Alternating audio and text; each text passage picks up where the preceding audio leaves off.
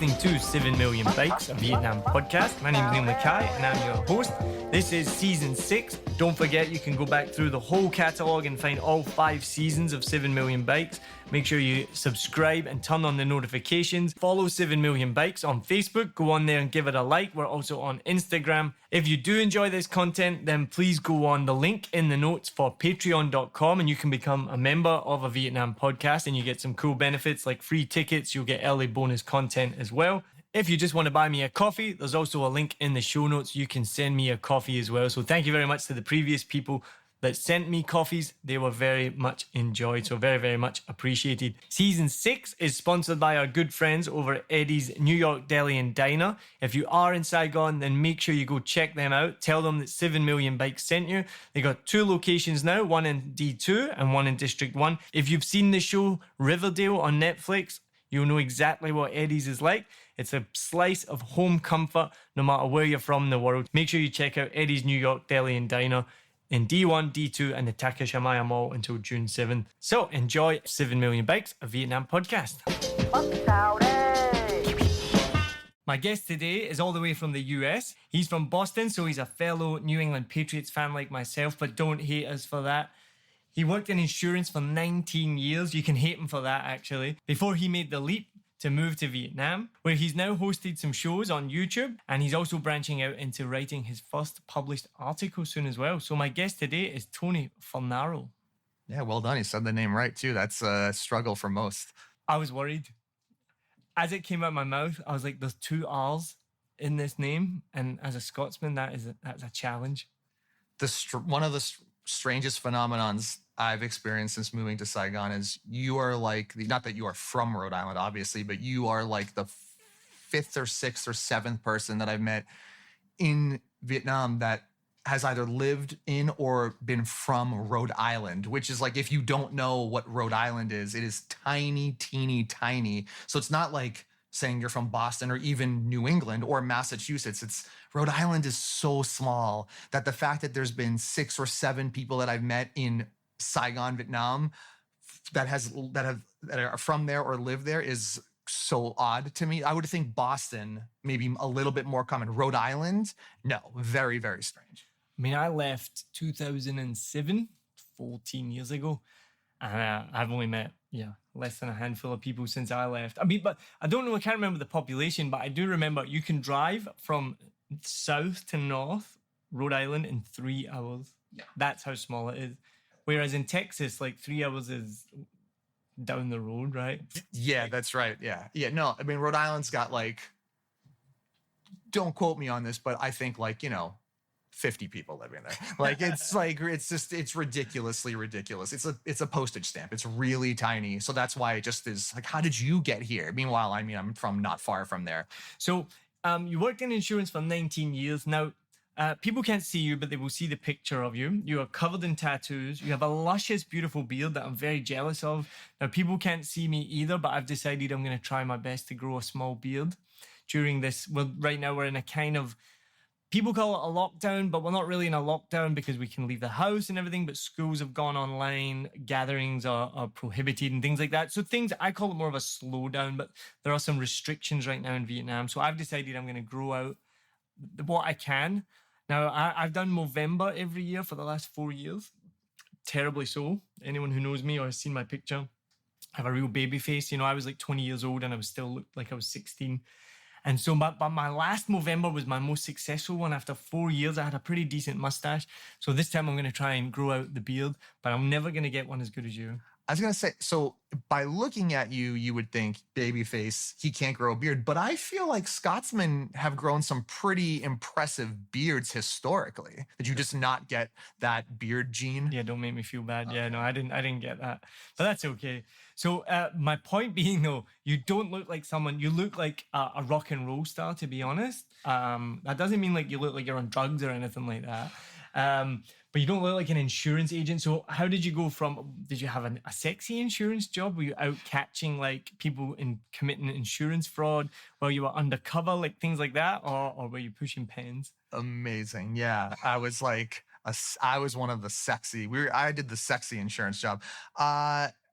I think I look like this, which I didn't look like this when I started. I was 21 or 22 when I started. I think I might have had a little sad goatee, but no tattoos and nothing like that. I don't think anyone sets out and says, I'm going to be an underwriter. I'm going to be in insurance. So I just, as I grew into myself and became me, I started Who were you before? Great question. Great question. Not me, not this guy.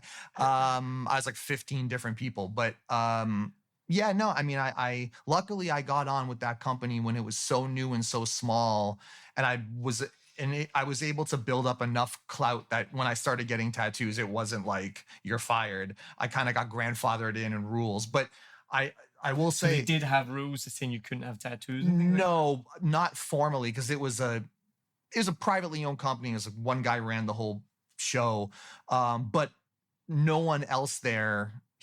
I think after that, he would not have probably hired anyone else who had them. So if you walked in with 2 sleeves, he'd probably reject you.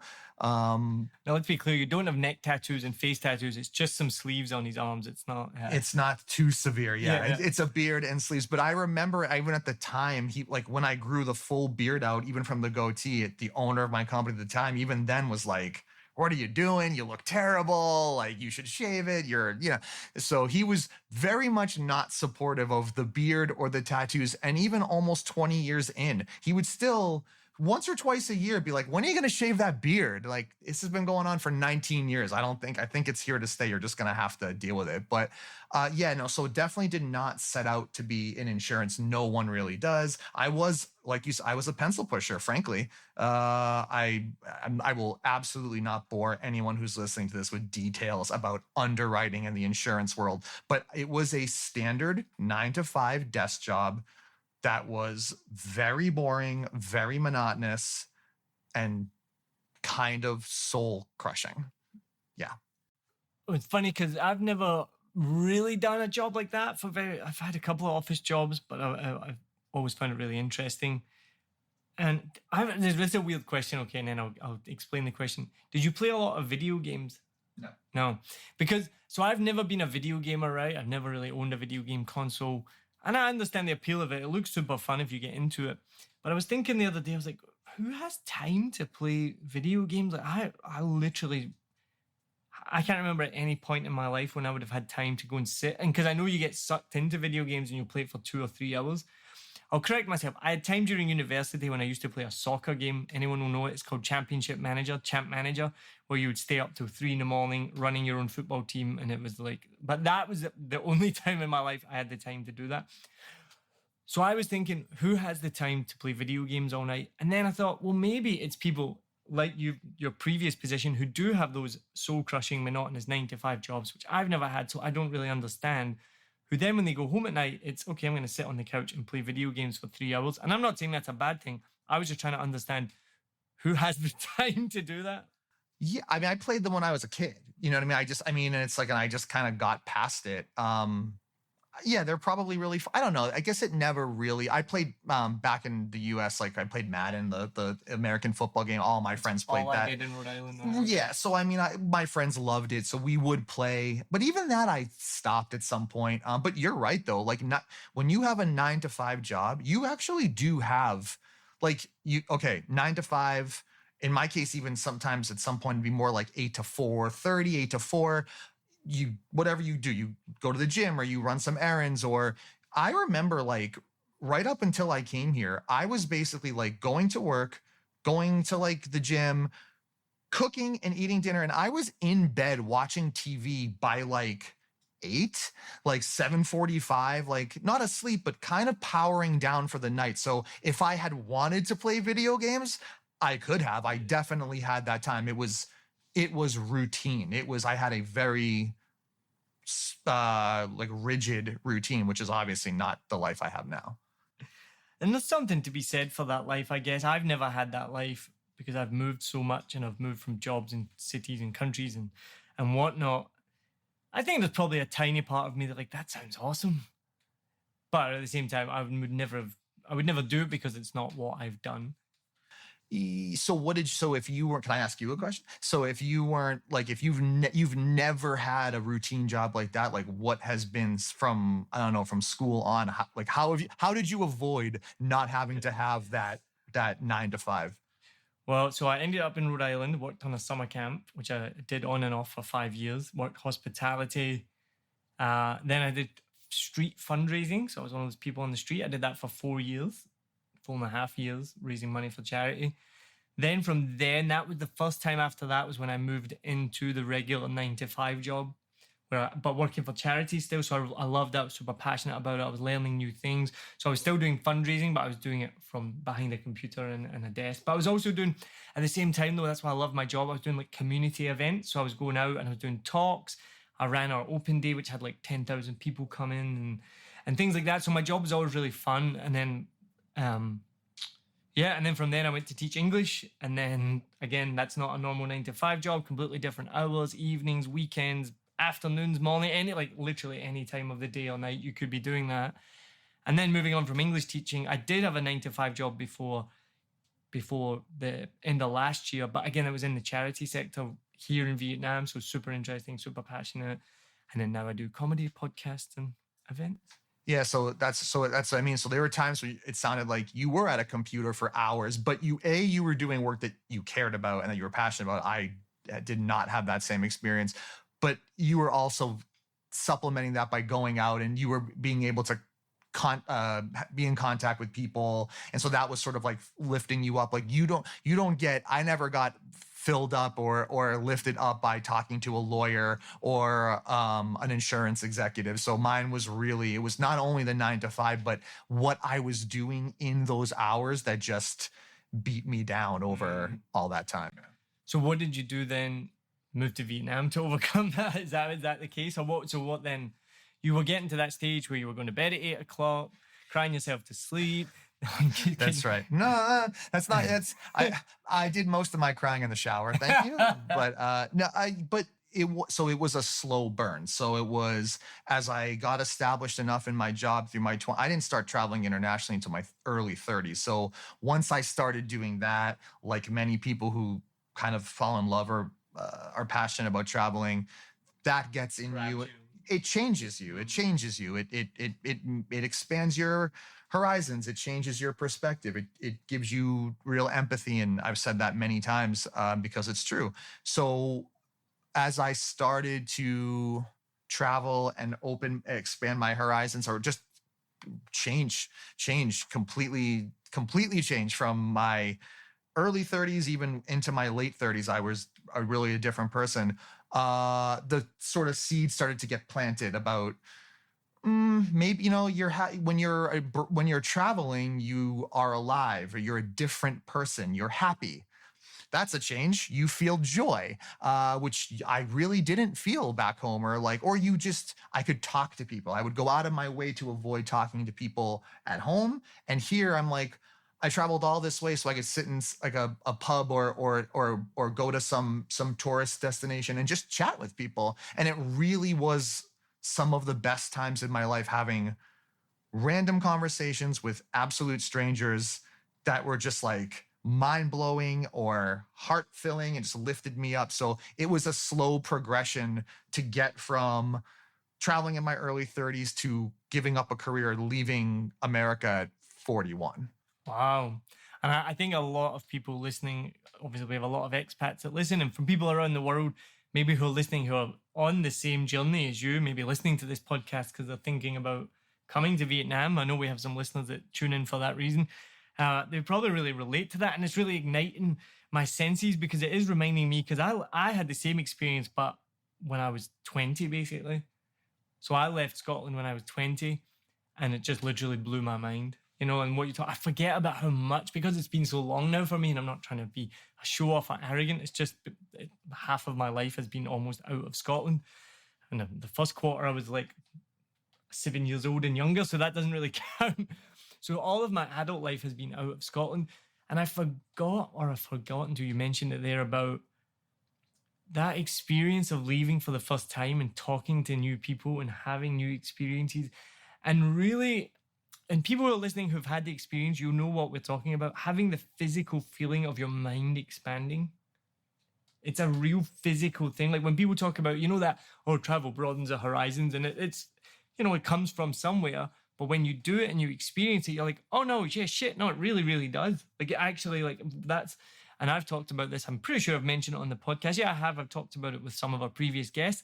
I was like a homophobe before I left Scotland, for no reason at all, other than the fact that I just hung out with people that went to the football and we were all men and drunk beer and all of that stuff, right? And then I went to America for the first time.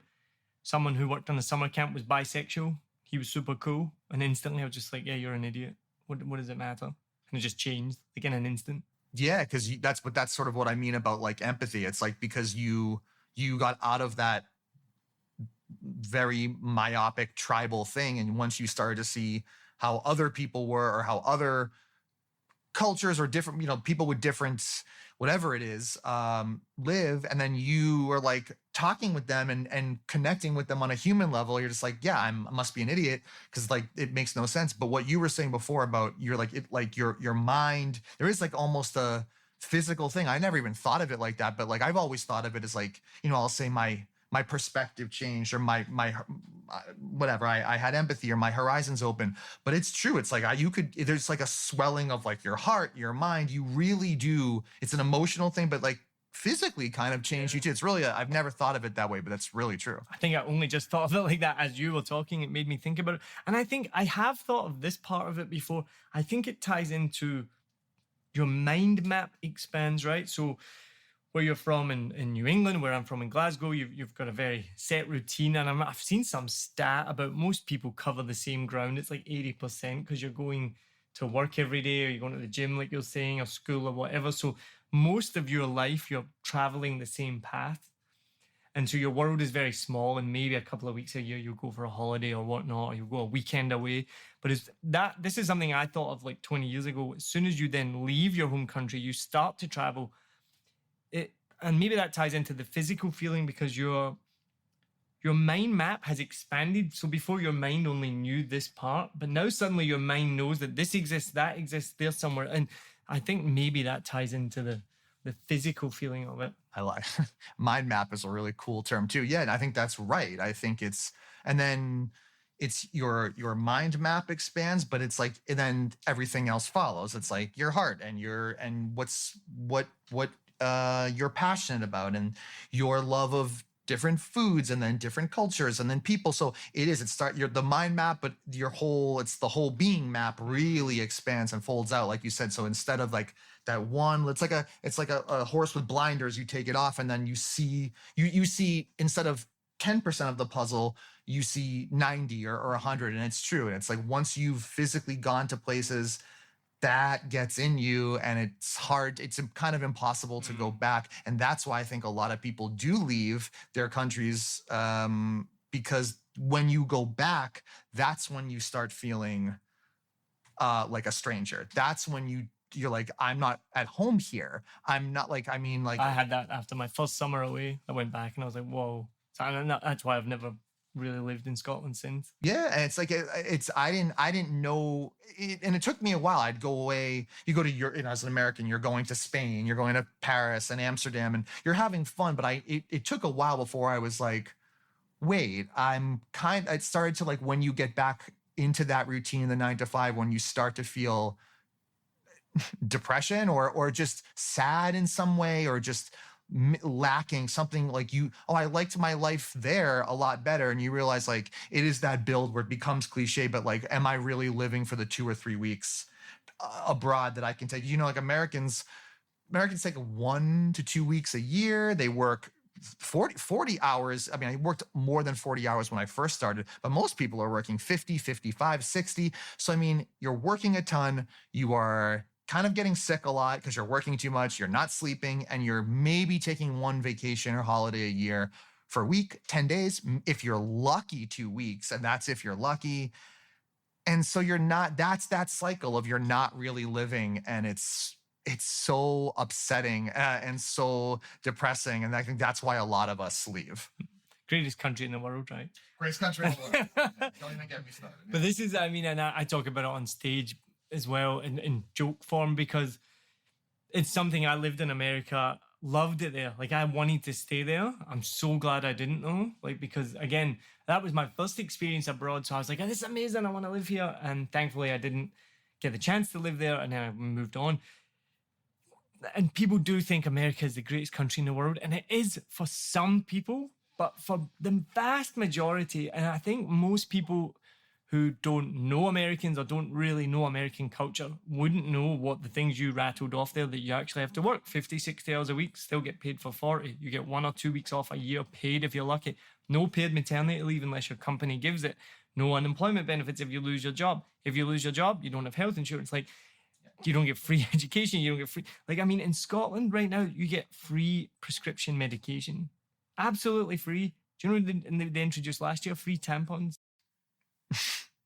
Yeah, so the word is free. If you put free in front of it as it relates to America or American, there's nothing that follows it. Like, nothing, everything in America is for profit, everything. So when everything is for profit, it really slows down the process of society and government, because nothing is free, which means there's forms to fill out and insurance and health thing, and then I'm standing in line and doing, like, it is, like you said, it's the greatest, it was the greatest country in the world for the people it was designed to be the greatest country in the world for.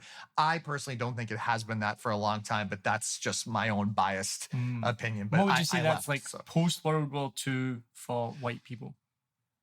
Yeah, I mean, that's like, you're asking if that's what. Yes, I think that's, I mean, it was like, it's set up for, it was, I think, in most part set up for white men. I mean, I think that's fair. You look at it, just, I mean,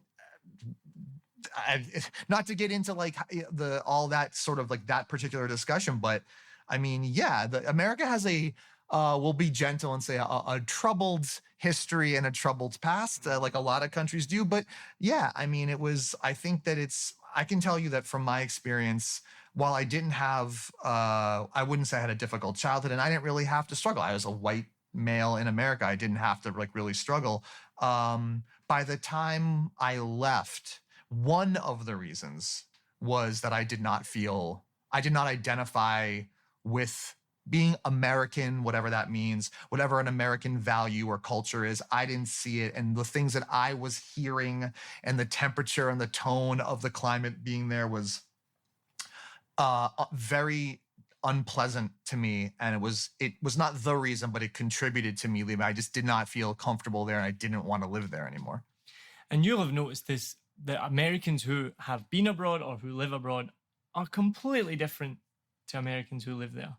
I mean, that's right. And I think, I mean, if you've moved, you're probably having that similar mindset. It's like I have talked to a couple that have been like, yeah, no, same. I didn't like the what I was seeing and hearing on TV. I had coworkers, friends that were saying just vile stuff that I just didn't. I was like, that's so, like, first of all, what you're saying is clearly like a lie, but beyond that, it's just so ignorant and just terrible. But yeah, I think if you are of the mindset to have left America for country X, you're probably not a quote unquote typical American.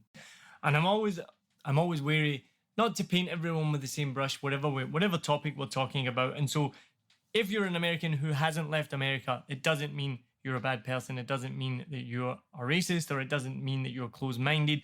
I still have lots of good friends who live in America and are amazing people, and I'm sure you do as well. But you can see a difference in the kind of mindset or the way that Americans talk to the ones that are abroad. And something I've seen posted before, you really don't meet many racists when you travel, right? Like, racists, this might be completely wildly inaccurate, but I feel like they don't really leave their home country, or their probably hometown. Yeah, I would probably in general tend to agree. It's like, yeah, racists are usually like, well, you even said like, you're like, I was homophobic. It's like people who are racist or homophobic, or just, if you want to use the broader term, ignorant of something, it's because they've heard about things conceptually. It's like, like in America, like there's Well, so everything is racist? It's like, well, no, not exactly, but a lot of stuff is. But if your mindset is nothing is racist, we beat racism back in the 60s. Like, there's a black president, so gotcha there, buddy. Like, no, that's not, like, you're not understanding what's going on because it's willful ignorance. It's, you haven't had your mind expanded, your heart, the mind map thing. Your world is very small. You know, in New England, a lot of people, it's like, I'm from New England. Where do you vacation? Florida or the Cape?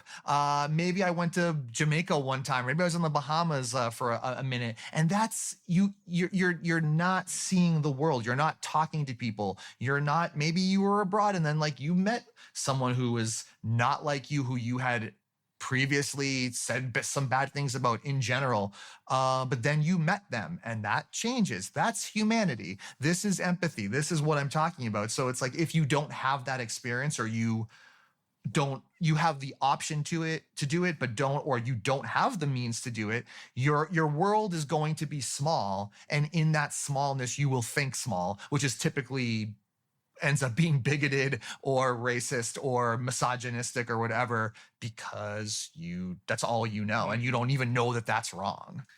And again, let's be clear, just because if you live in America and you haven't left there, it doesn't mean you're racist. That's not what we're saying. No. But most of the people who are racist have not left.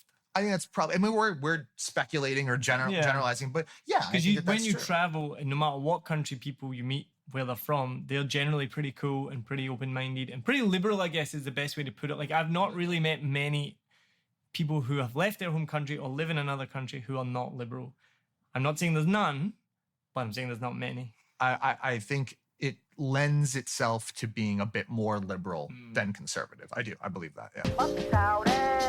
This season, we are proud to be partnered with and sponsored by Eddie's New York Deli and Diner. They are one of my favorite places to go in Saigon. You're always greeted with a big smile. You can get delivery from Eddie's. They are the delivery experts. So if you don't want to leave the house, hit them up on Facebook Messenger. They'll get back to you immediately. Or you can also get them on Grab as well. As I said, I've been going to Eddie's since they've opened 3 years ago. It is one of my go-to places in Saigon. So please check it out.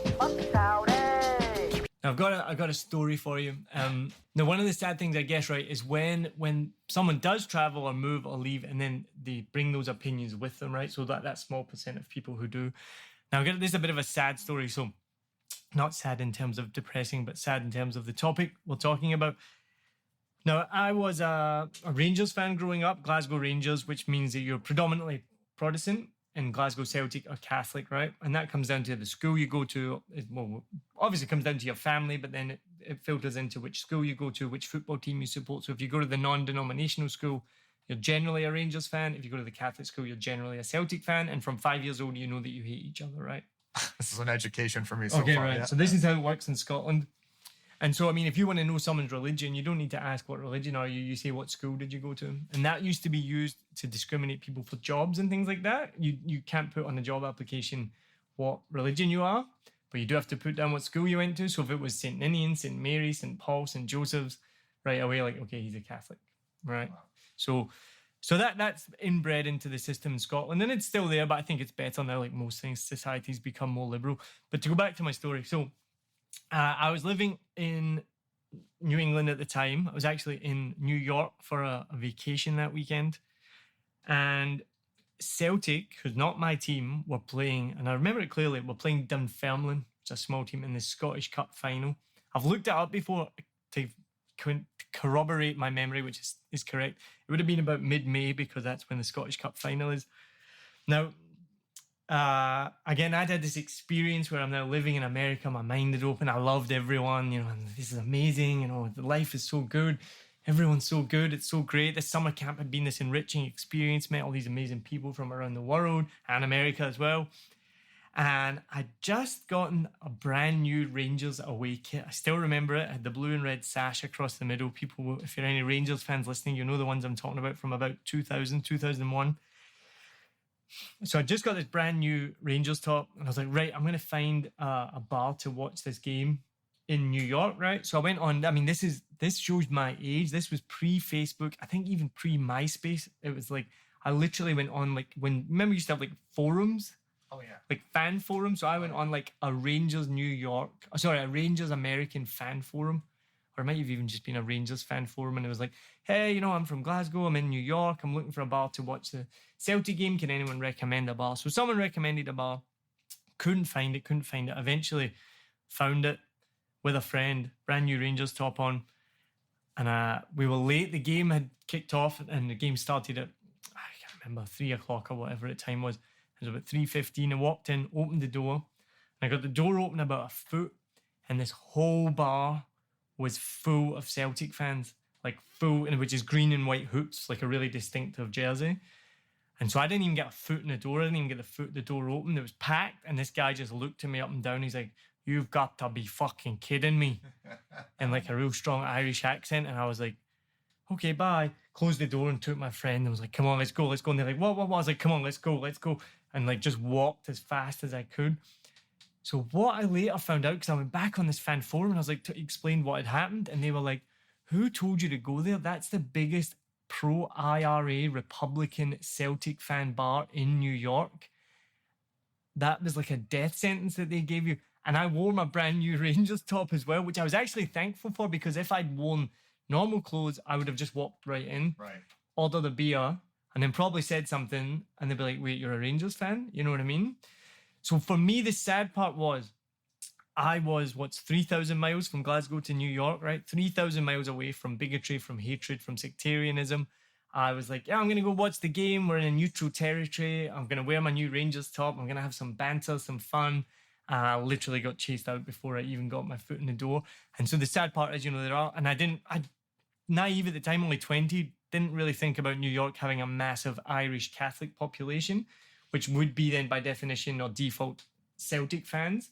Obviously a lot of Irish immigrants as well, so they would be Celtic fans. So this bar was for them, not for me. This was like 2001, you said? About that 2000, 2001. So do you remember how old you were? What, I mean, 18, 19. Okay. Yeah. Okay. Oh, and the kicker was the other team had just scored a goal. Your team?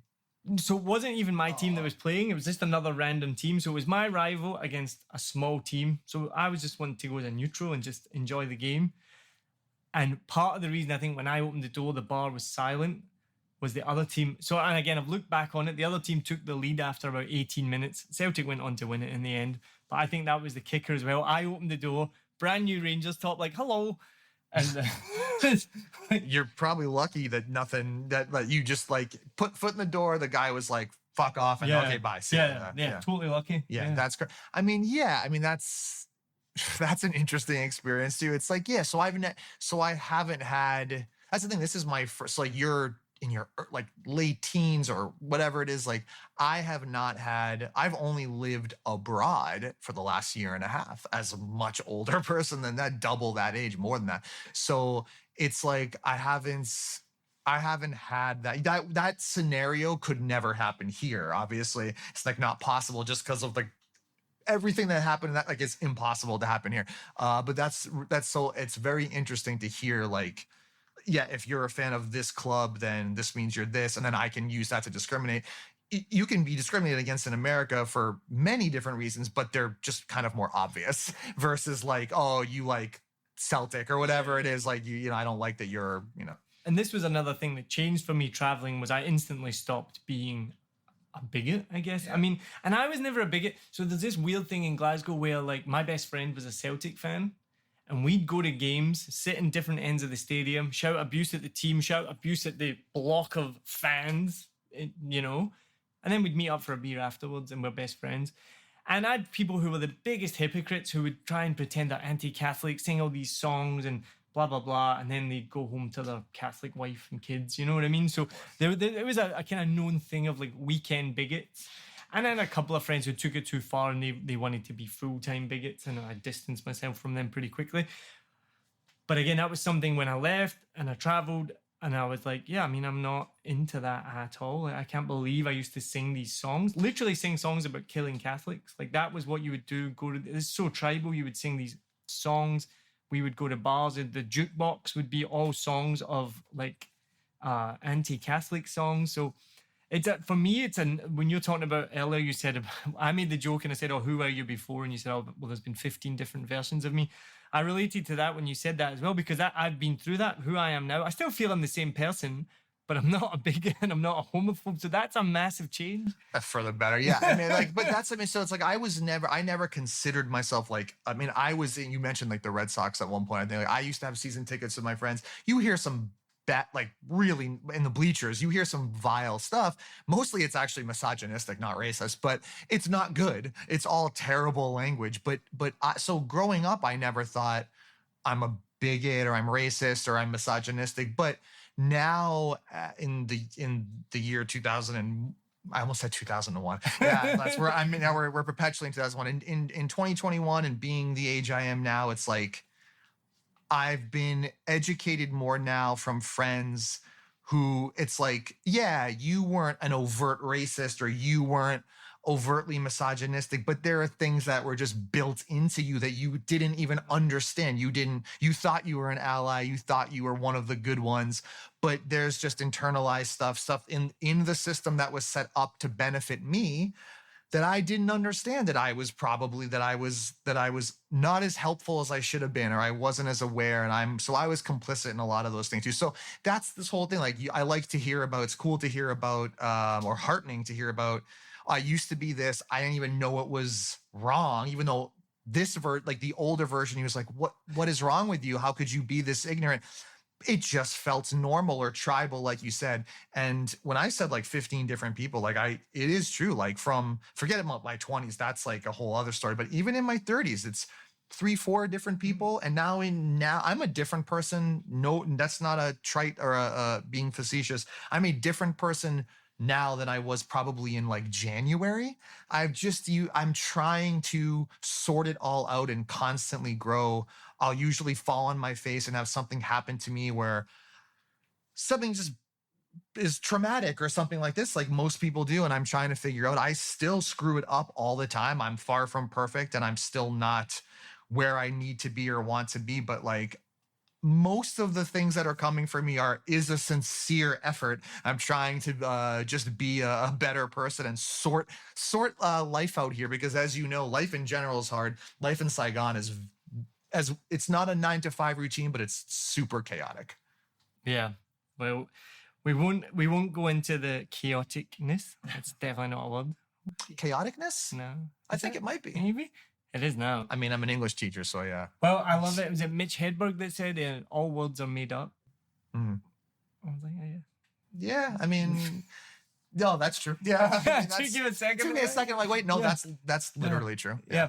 So tell me quickly, how did you end up in Saigon then? Why did you come to Vietnam? Yeah. So it was like a combination of had been traveling for many, many years, had a passion for traveling, was unhappy at work at home, was unhappy with the climate of the country. And I had been, it's pretty cliched or pretty common, but I had been a big fan of Anthony Bourdain and was super influenced by him. And obviously his passion for Vietnam was a fueling of my passion for Vietnam as well. And so I had really wanted to come here and try the food and meet the people and experience this country. So a lot of factors went into it. The person I was dating at the time was open to that as well. And it just sort of, I had been in Thailand on a vacation the previous January.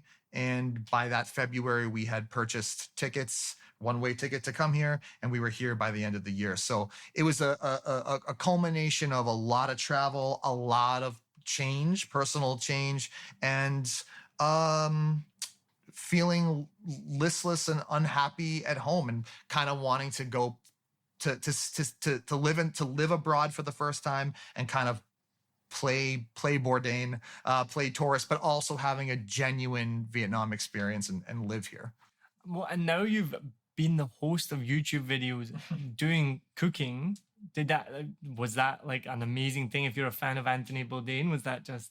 Yeah, it's so funny because all that stuff happened when I had just barely been here. So it's like so strange. And it's been quite some time since I did that. But the first show was just a cooking show. I did some voiceover work and that was kind of fun. And then it was like a cooking show, which was fun because I love to cook. But then they were like, we're going to do a street food review show. And you can't help but be like, oh my God, like I'm on the little stools in Saigon reviewing street food. Of course, like the good thing is that I was super new to the country and still very awkward and I didn't know really anything about Vietnam. If I would do that show now, I think I'd be a little more seasoned and I was so painfully awkward on camera. But yeah, I admit it was kind of I didn't have that dream. I didn't come here like, oh, I want a TV show or anything. But as I'm sitting there reviewing food with 3 cameras in my face, yeah, I mean, it made me really, really, it's like, wow, that's a thing that I could never have done in Boston. In Boston, someone wasn't saying, hey, you're an insurance underwriter, come make pasta or review this pho or something like that. That was a very unique incredible experience. I'm forever I mean, no one watched those, thankfully. They were terrible because of me. The company was actually great. What? I thought I saw it's like 55,000 views. I don't think that was mine. I'd be stunned. I think it is. Oh my God, I hope not. But it was, even though like I look at them and I cringe and I'm like, oh my God, it's painful. What an experience to have. And if you do love Bourdain or just food or culture in Vietnam, it was like, I mean, again, not a dream, but very fulfilling and just a cool thing. It was just a cool thing to do, is like that breaks up kind of the monotony of teaching.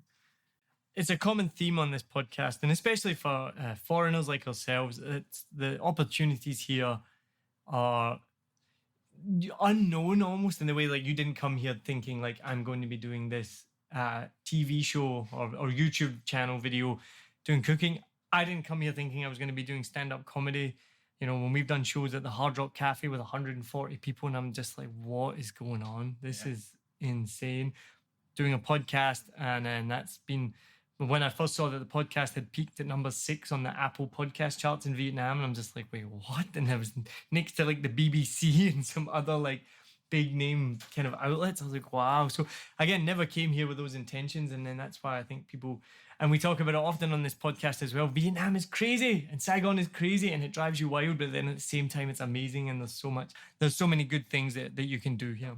Yeah, I've been struggling. Like I've had moments where like bad moments, and then I'll be on my bike just going somewhere or just whatever I'm doing in Saigon. I'm like, God, like I'll get inspired. I'll have like a moment where like now I don't feel bad, and I'm just like, I'm so happy to live in Saigon. It is chaotic and it is frustrating, but it's so fulfilling, and it's like fills my heart. And I've been trying to basically figure out, how do I take that feeling and channel it into something that I could do, not necessarily even to make money, but just to do something different, to get a creative outlet. How can I take my love and my passion and my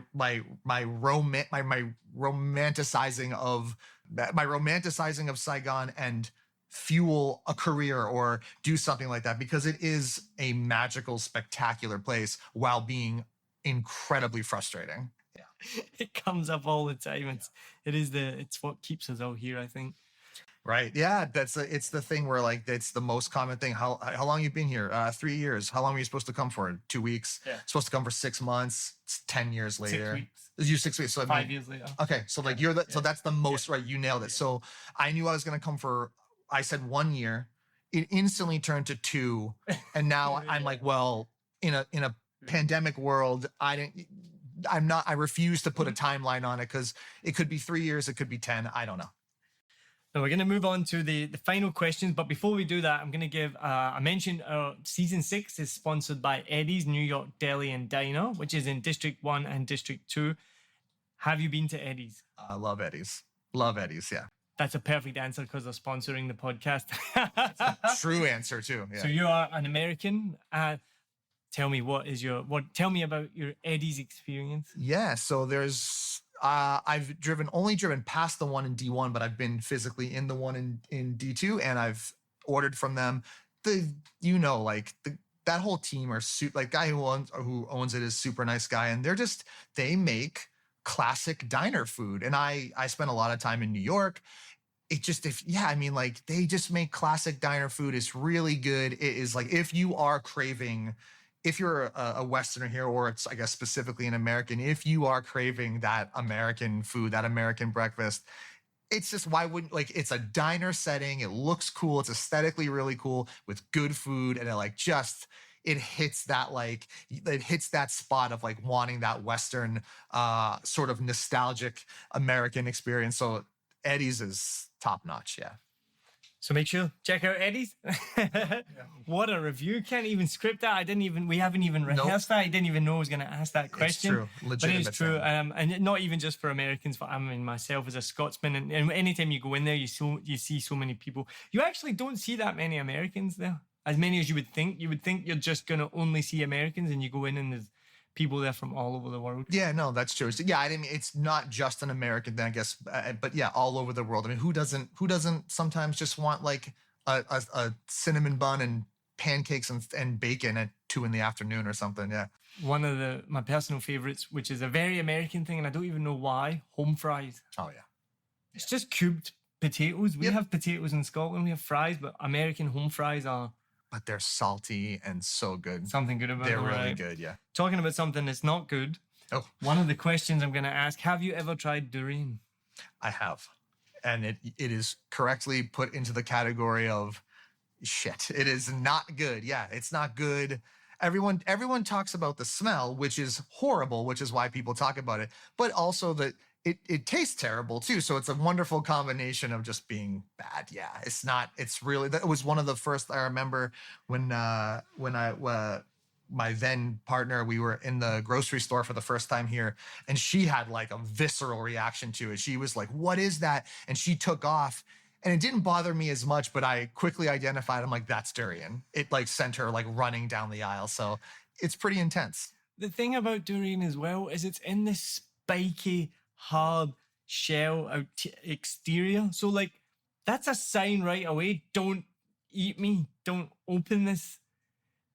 But for some reason, some people love it, which is fine. Everyone likes different things. I don't get it either. It's literally, it looks like it's in in a tank shell with spikes. Yeah. So yeah, it's not meant to, you shouldn't go into it, but who was the first person that was like, oh, this is a good idea to open this? I'm going to eat this.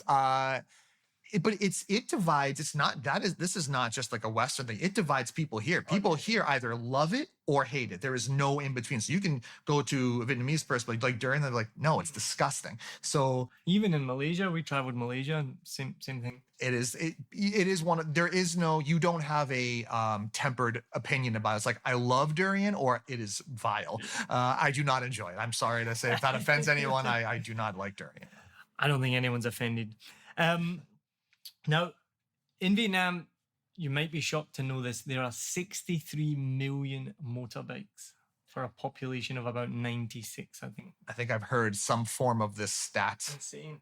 But we're moving in season 6, we're now talking about cars because in Saigon especially, and Vietnam's becoming a wealthier country, you're seeing more and more wealthier cars. So you see on a daily basis, Lamborghinis, Ferraris, Porsche, Bentleys, Rolls Royce, everything you can see.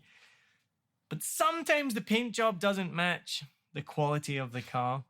So what's the craziest car that you've seen in Saigon or Vietnam?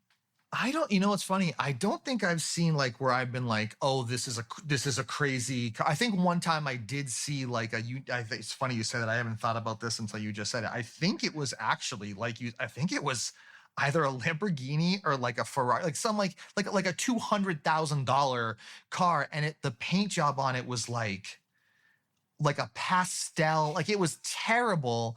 But the bigger point that you're making, that like as someone who drives a motorbike here, it's just the so you talked about how many motorbikes. There are so many cars on the road now, and like big SUVs, and it's like buses. I understand they're public transport; they're very much needed here. I'm always like, why would you live in Saigon and have a massive SUV and they're everywhere, and they take up literally, and this is not an exaggeration, they take up 85% of any road you go down. So sometimes you'll see a backup of bikes, and it's just because we cannot physically get around your massive SUV.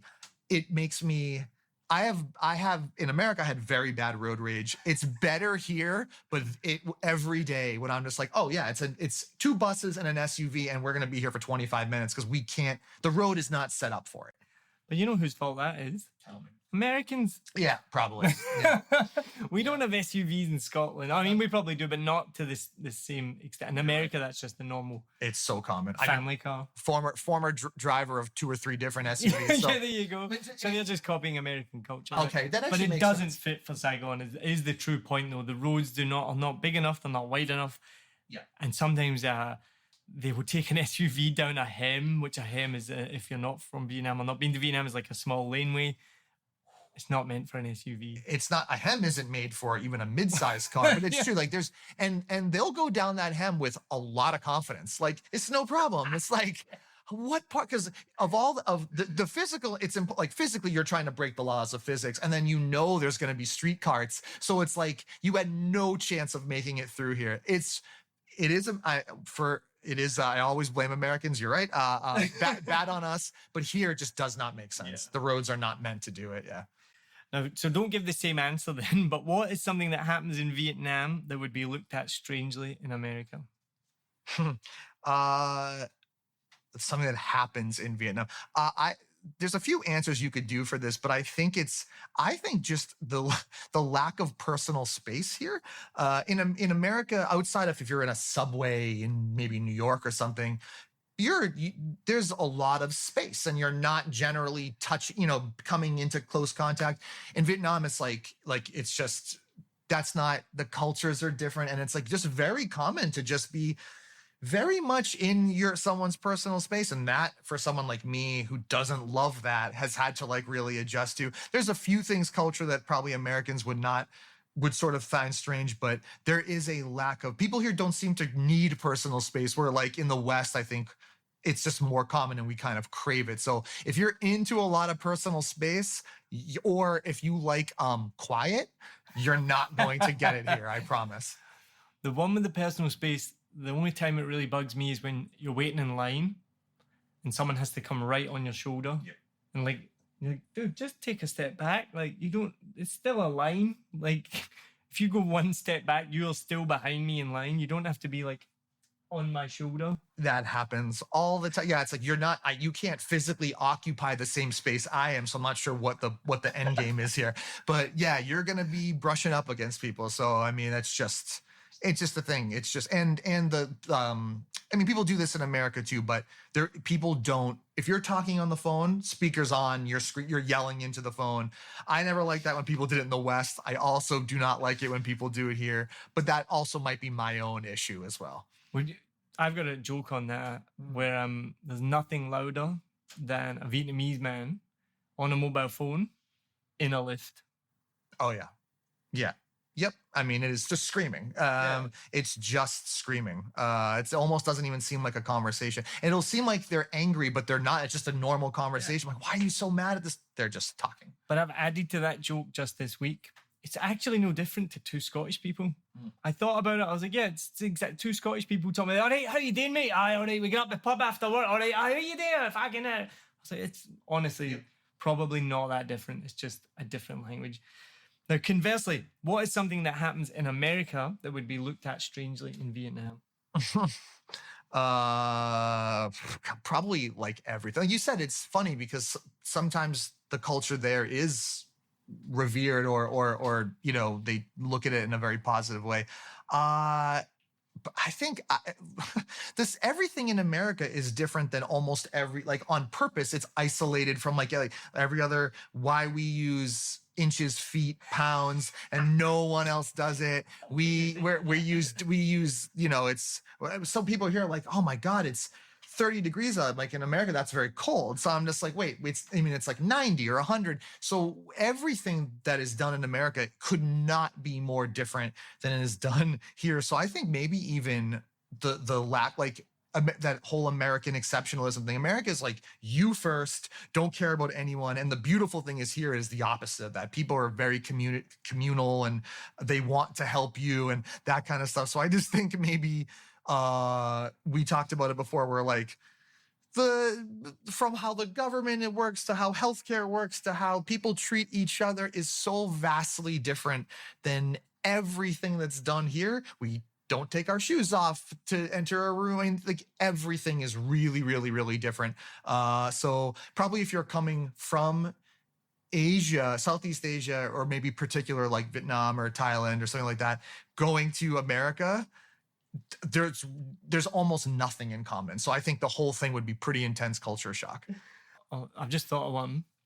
Getting a takeaway drink. Mm. You'd be like, why are you giving me all this liquid? Yeah. Takeaway drinks in America just don't need to be that big.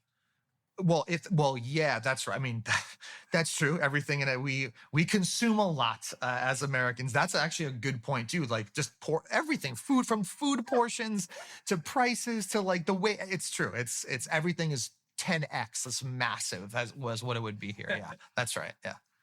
And final question. So what advice would you give to yourself 2 years ago before you got to Vietnam?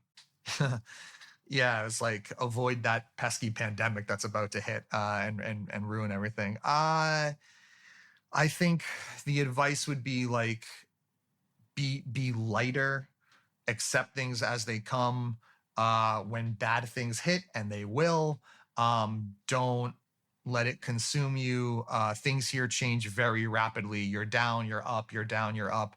I think be more open, appreciate your life here. It's never, whether I was in Vietnam, Japan, wherever I'd be, Italy, I'm gonna stumble and fail, and I'm always gonna have strange moments, right? The happiness isn't linear and doesn't happen, on a normal timeline. So I just think honestly,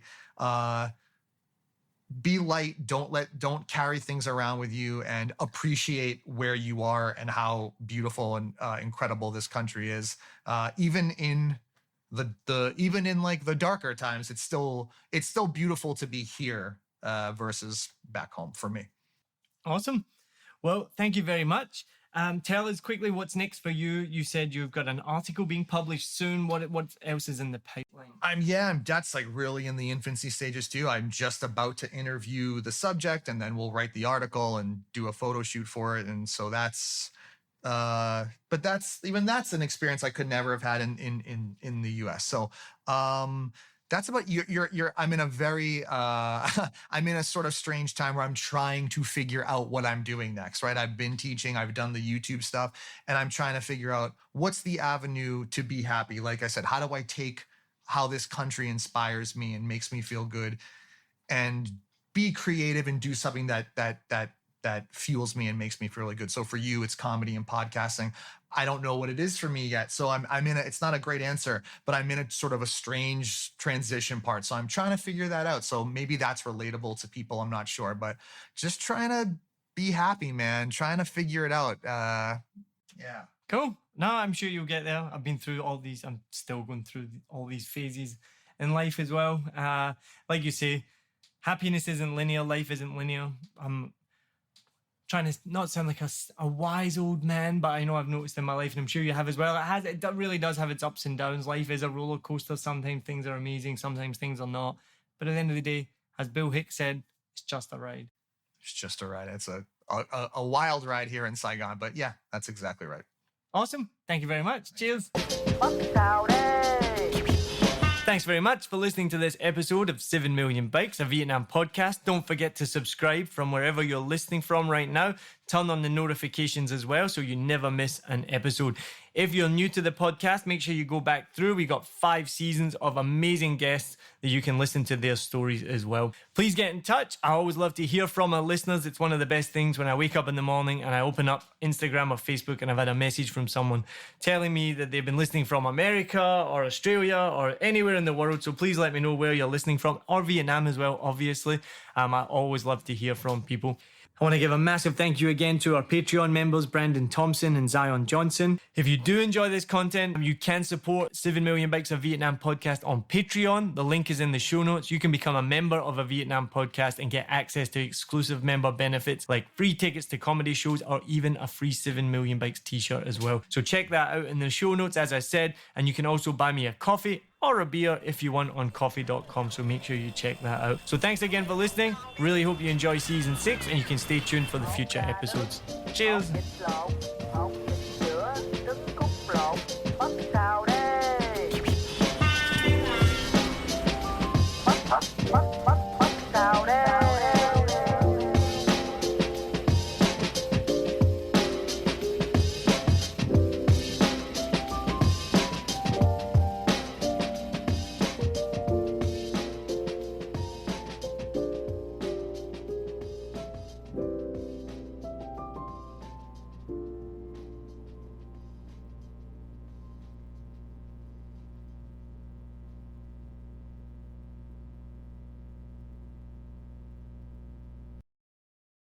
I hope you enjoyed this episode.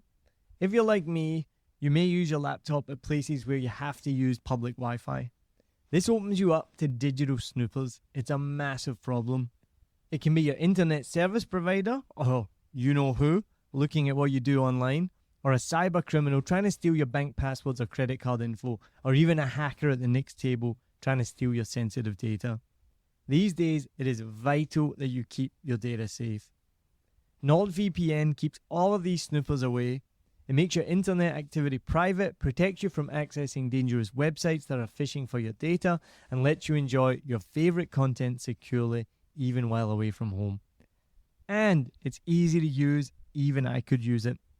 I've actually been using NordVPN for years now here in Vietnam, and I'm excited to be an affiliate partner with them. I've used NordVPN to watch Netflix, BBC, Disney Plus with ease. And I also know that my information and data are safe from prying eyes, whoever they may be. Join now and you'll get 68% off and 3 months free when you go to my link, nordvpn.com/SMB. Just again, for those hard of hearing, nordvpn.com/SMB. The link is also in the show notes. I know nobody checks them out, but go check that out and you can get the link from wherever you are listening to this podcast. As an affiliate partner, it also means that I will get a small commission when you sign up, but at no extra cost to you. So not only will you be getting a great deal through 7 Million Bikes, you get a great VPN and you'll be supporting 7 Million Bikes podcast. Stay safe online and enjoy the shows you love. Any questions, just let me know. You know how to get in touch with me. And thanks for listening to this show. Cheers.